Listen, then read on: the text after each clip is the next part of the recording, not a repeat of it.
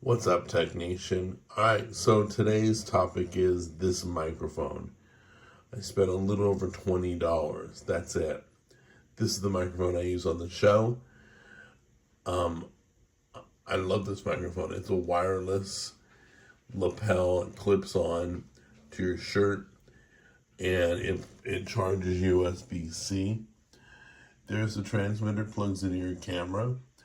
There's a microphone you clip on your shirt. And by the way, they give you two of those mics.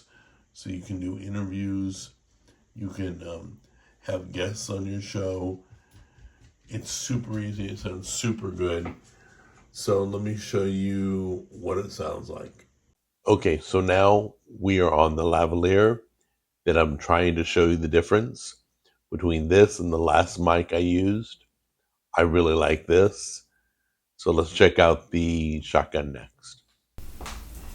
So now we are on the shotgun mic, giving you an example of what the shotgun mic sounds compared to the lavalier.